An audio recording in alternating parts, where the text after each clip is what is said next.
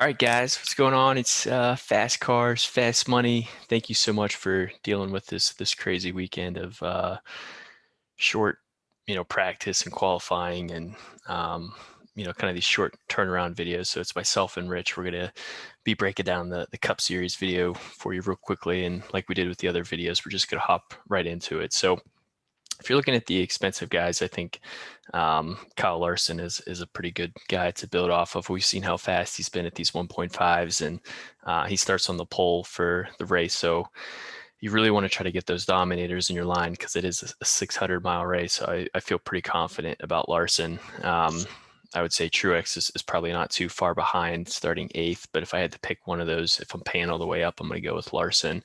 And then I'm going to try to be pairing him maybe with some good place differential plays that also might have the ability to get up front, maybe like a Kyle Busch or maybe even a Chase Elliott, for example. But what about you, Rich? Who do you like out of the expensive guys? Yeah, I think Kyle Larson, absolutely starting on the pole. He was fastest in practice. He had the best long run speed. He should probably lead the most laps in this race tomorrow. I have no problem playing him. And then Kyle Busch is probably my second favorite play in this above 10K range, just because he's starting 20th. He showed good speed in practice, and he offers all that place differential outside, and he could potentially become a dominator later in the race. But if we move on down here to the 9K range, I really like William Byron. He's been really good all year long. Last week, his top 10 streak ended with an 11th place finish, unluckily for him. But he's still been quick every single week. Starting fourth, I believe he was the second fastest guy with long run speed in practice. So he should be able to move up a couple spots and fight Larson for the lead and potentially the win for this race.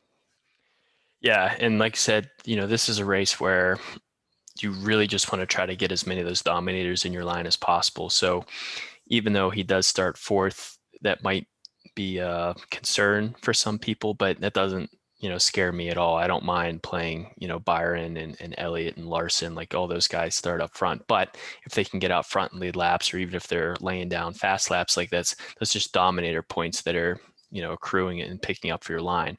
And like Rich was saying, like he's constantly been finishing in the top 10.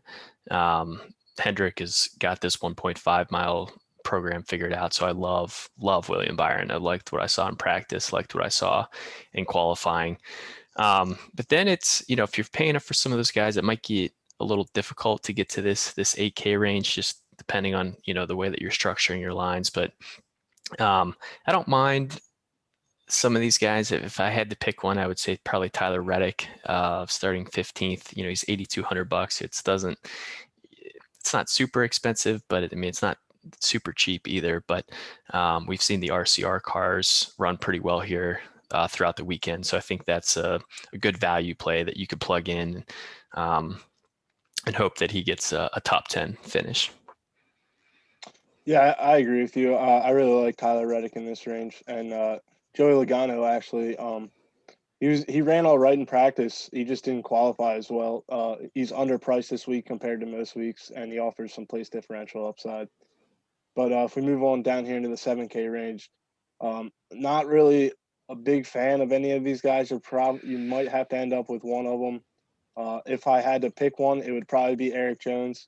He was really fast in practice. He didn't run a 10 lap stretch, so we didn't get to see his 10 lap run average.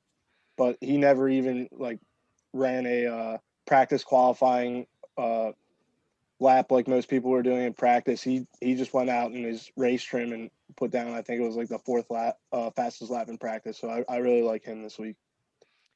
Yeah, this range it's interesting because I see some guys are really like in the 6K range that I might play over some of these guys. But if you can get to Eric Almirola, I think starting 31st, eventually his luck has to turn around, right? So um, one would hope that he's not going to wreck out or have an issue, but the way that his season's going, it very well might continue. I think Matt Benedetto starting 22nd is an interesting play. I don't know how much upside that he has, but I could see him getting a top 10 finish. And when you add in his place differential points, I like the upside of what he has to offer.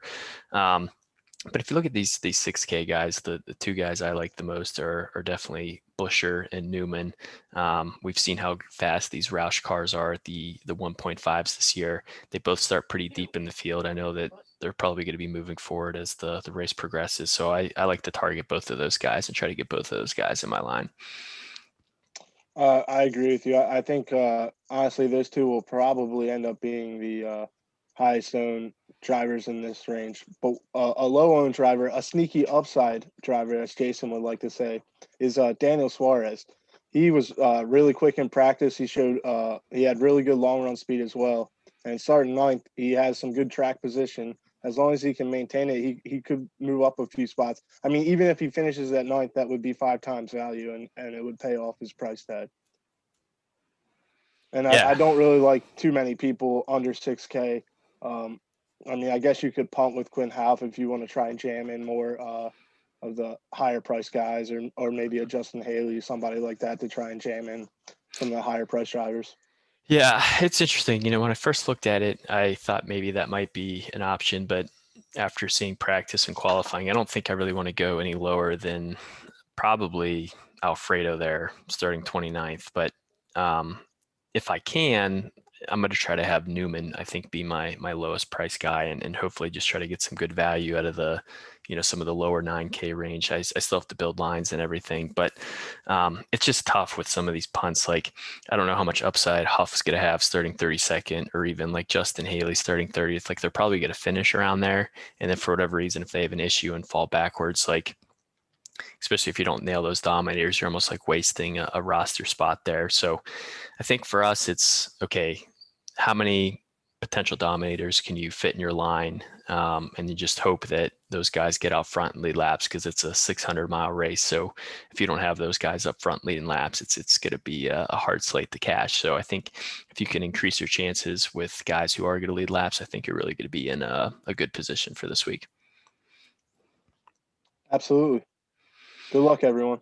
Cool. Yeah, so that'll do it. I know a little bit different than we normally do things this weekend. So hopefully things will get a little bit more back to normal. So thank you guys. And yeah, best of luck.